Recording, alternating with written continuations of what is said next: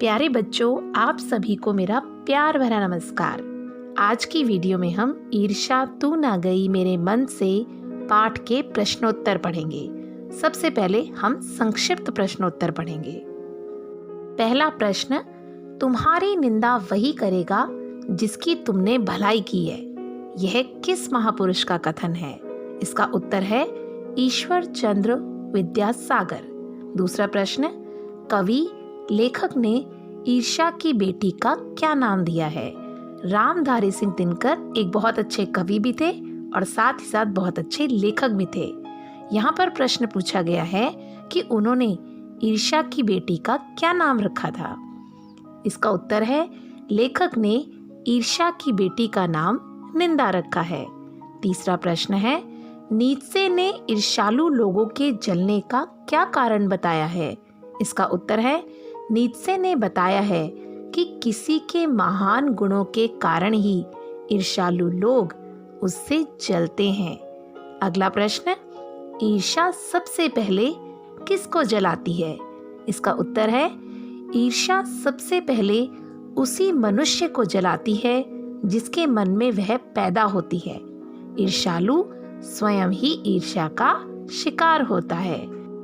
अगला प्रश्न, ईर्ष्या तू ना गई मेरे मन से, यह निबंध दिनकर जी की किस पुस्तक से लिया गया है?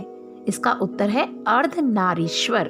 अगला प्रश्न, ईर्ष्या का क्या काम है? ईर्ष्या का काम है जलाना। अगला प्रश्न, ईर्ष्या से बचने का क्या उपाय है? इसका उत्तर है ईर्ष्या से बचने का उपाय मानसिक अनुशासन यानी अपने मन पर नियंत्रण करना। अगला प्रश्न, भारत सरकार ने रामधारी सिंह दिनकर जी को किस सम्मान से अलंकृत यानी सम्मानित किया है? इसका उत्तर है पद्म भूषण। अगला प्रश्न, ईर्ष्यालु मनुष्य किससे आनंदित नहीं होता है? इसका उत्तर है स्वयं की उपलब्धियों से।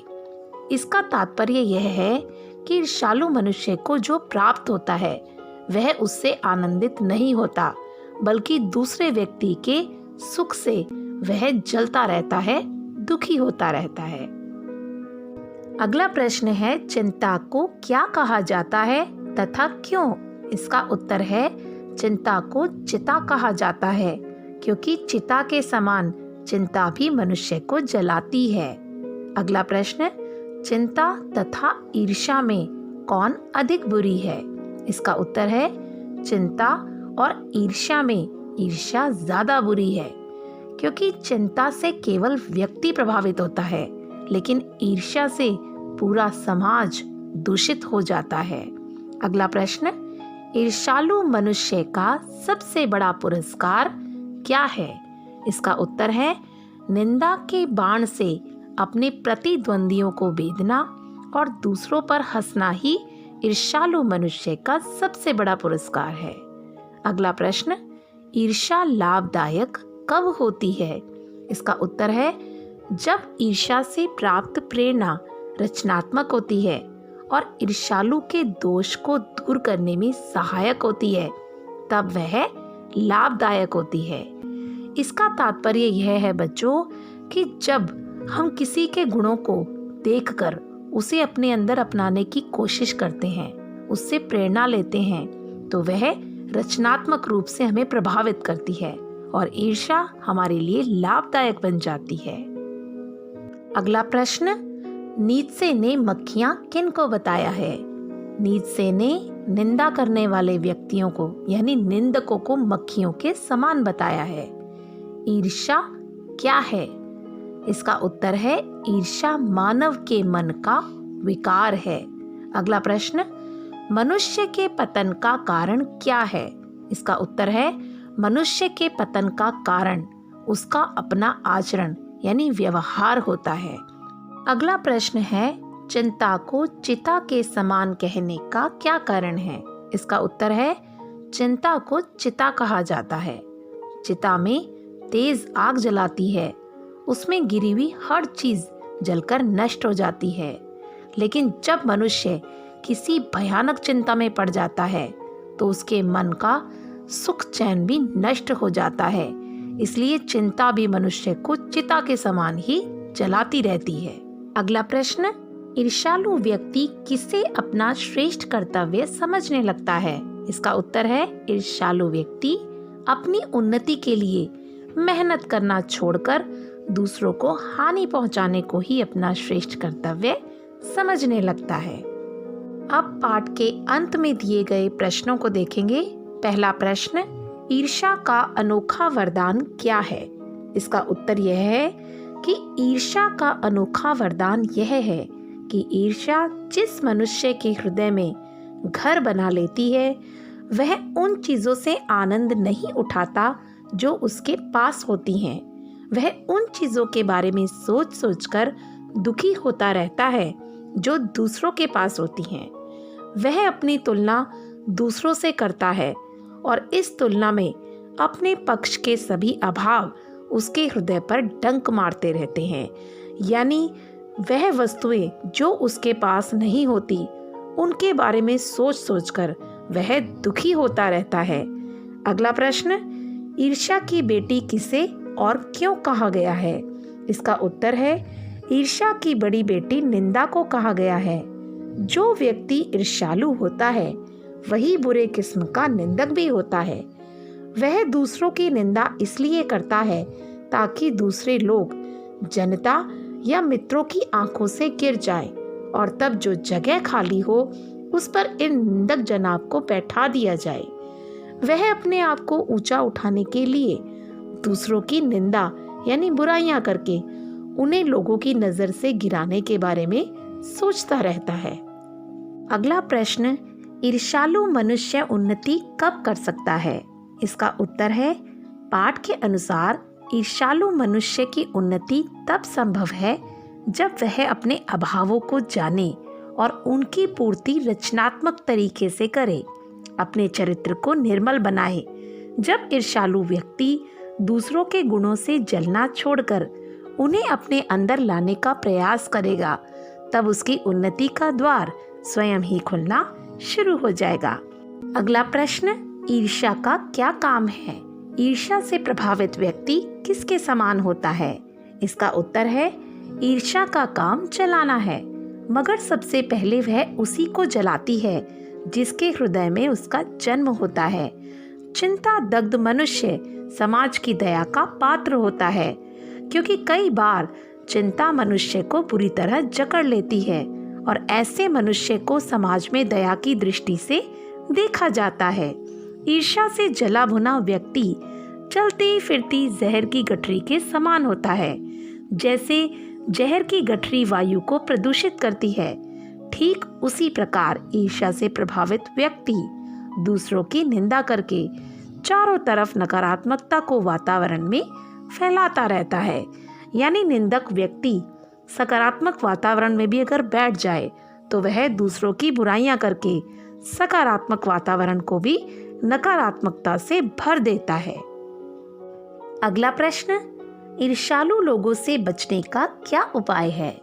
इसका उत्तर है, नीत्शे ने कहा है कि बाजार की मक्खियों को छोड़कर एकांत में भागो, अर्थात निंदक व्यक्तियों को अपने निकट नहीं बने रहने देना चाहिए, उनसे एक निश्चित दूरी बनाकर रखनी चाहिए।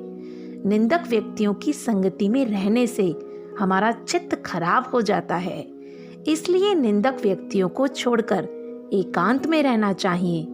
नीत्शे ने कहा है कि ईर्ष्यालु लोगों से बचने का यह उपाय है कि विज्ञापन और प्रदर्शन से दूर एकांत में रहा जाए। अमर और महान आदर्शों का निर्माण बाजार में रहकर नहीं होता। आदर्शों को जन्म देने वाले महापुरुष यश और प्रचार से दूर रहते हैं। निंदकों से दूर रहकर ही उनसे बचा जा सकता है। प्यारे बच्चों, अगर हम निंदकों के समीप बने रहेंगे तो वे हमारा मन खराब करते रहेंगे। देखो बच्चों, ईर्ष्यालु और निंदक व्यक्ति ना तो स्वयं उन्नति करते हैं और ना ही हमें करने देते हैं, बल्कि हमारा मन और खराब कर देते हैं। अगर हम उत्थान करना चाहते हैं, उन्नति करना चाहते हैं, तो हमें उनसे दूर रहना चाहिए, क्योंकि जितने भी लोगों ने बड़े बड़े काम किए हैं वो निंदक व्यक्तियों से दूर रहकर ही किए हैं। अब बातचीत के लिए जो प्रश्न दिए गए हैं उन्हें देखेंगे। क्या ईर्ष्या चिंता से ज्यादा खराब है?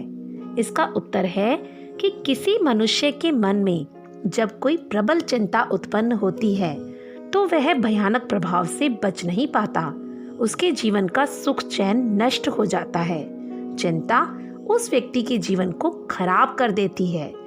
चिंता से भी ज्यादा बुरी ईर्ष्या होती है, क्योंकि ईर्ष्या के कारण मनुष्य के चरित्र के जन्मजात गुण नष्ट हो जाते हैं और वह बुराइयों में बुरी तरह से फंस जाता है। अगला प्रश्न, चिंता दग्ध व्यक्ति समाज की दया का पात्र क्यों है?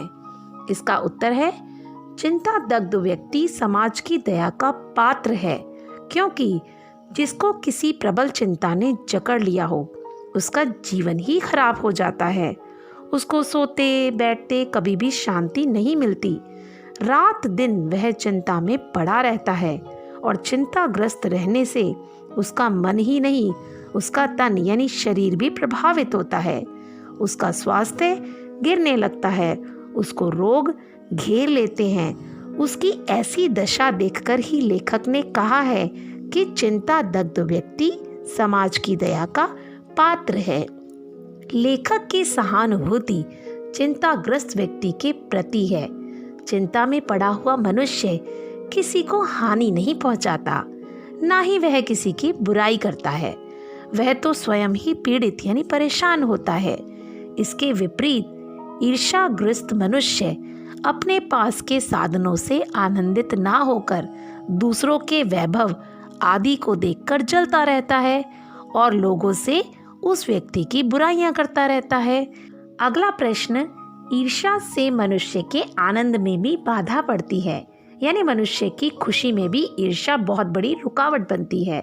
एक उदाहरण के द्वारा सिद्ध कीजिए। इसका उत्तर है कि ईर्ष्या मनुष्य का चारित्रिक दोष ही नहीं है, बल्कि इससे मनुष्य के आनंद में भी बाधा पड़ती है। जब भी मनुष्य के हृदय में ईर्ष्या का उदय होता है तो उसे सूर्य मध्यम सा दिखाई देने लगता है। पक्षियों के गीत में भी उसे आनंद नहीं आता और फूल तो ऐसे लगते हैं मानो देखने योग्य ही ना हो। जिस व्यक्ति के हृदय में जलन उत्पन्न हो जाती है वह अपने सुख से सुखी ना होकर दूसरे के सुख से जलता रहता है। यह जलन की भावना उसे कभी भी आनंद नहीं उठाने देती। देखो बच्चों, जो व्यक्ति अंदर से जलता रहता है उसे बाहर की खुशी भी अच्छी नहीं लगती। वातावरण कितना भी खुशनुमा हो लेकिन उस व्यक्ति को कुछ भी अच्छा नहीं लगता, क्योंकि जलन की भावना उसे हमेशा दुखी करती रहती है। देखो बच्चों, कई बार परीक्षा में यह प्रश्न भी पूछ लिया जाता है कि ईर्ष्या से बचने का क्या उपाय है। इसका उत्तर है, ईर्ष्या से बचने के लिए मन को अनुशासित तथा नियंत्रित रखना आवश्यक है। ईर्ष्यालु स्वभाव के मनुष्य को अनावश्यक यानी बेकार की बातें नहीं सोचनी चाहिए। उसको अपनी ऐसी आदत को बदलना चाहिए। उसको अपनी कमियों पर विचार करना चाहिए और उसको मालूम करना चाहिए कि किन चीज़ों की कमी के कारण उसको ईर्ष्या करने की आदत बन गई है। उन कमियों को दूर करने का ढंग भी उसको पता होना चाहिए। यह ढंग भी सकारात्मक और रचनात्मक होना चाहिए। अपने अभाव यानी कमियों को जानने की इच्छा जिस दिन उसके मन में उत्पन्न होगी उसी दिन से उसकी ईर्ष्या करने की आदत भी कम होने लगेगी। शिक्षक दरवाजा खोलते हैं लेकिन आपको प्रवेश खुद करना होता है। प्यारे बच्चों, अपने ज्ञान को बढ़ाने के लिए आप इस चैनल को सब्सक्राइब करना ना भूलें और बेल आइकन भी ज़रूर दबाएं ताकि आपको आने वाली हर वीडियो का नोटिफिकेशन समय पर मिल जाए। धन्यवाद।